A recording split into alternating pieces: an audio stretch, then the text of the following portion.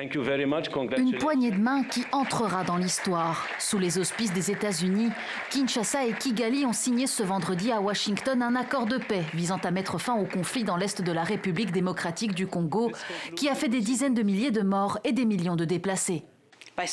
En signant cet accord, nous réaffirmons une vérité simple. La paix est un choix, mais aussi une responsabilité qui consiste à respecter le droit international, à défendre les droits de l'homme et à protéger la souveraineté des États. Ceux qui ont le plus souffert nous observent. Ils attendent que cet accord soit respecté et nous ne pouvons pas les décevoir. Le texte s'inspire d'une déclaration de principe approuvée en avril entre les deux pays et prévoit l'arrêt des hostilités qui ravagent la région depuis plus de 30 ans, ainsi qu'un désengagement des forces armées de l'Est de la République démocratique du Congo, la protection des civils dans les zones touchées par les affrontements, ainsi que le retour de personnes déplacées sous l'autorité de Kinshasa. Mais en marge, Washington a également négocié des droits miniers pour l'exploitation de plusieurs minerais rares présents dans la région, comme le cobalt, l'or, le coltan ou le lithium. La signature de cet accord est accueillie avec espoir et prudence, aussi bien côté congolais que rwandais.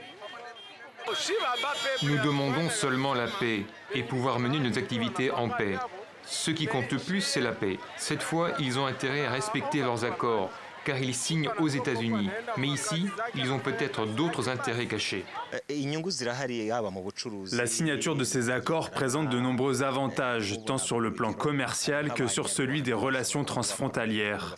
De nombreux Rwandais travaillaient auparavant au Congo, mais en raison de l'insécurité actuelle, ils ne s'y rendent plus. L'accord survient après plusieurs semaines de progression spectaculaire dans l'est de la République démocratique du Congo par le M23, soutenu militairement par le Rwanda, selon les experts de l'ONU et les États-Unis. Le groupe armé s'est emparé de grandes villes comme Goma en janvier et Bukavu en février.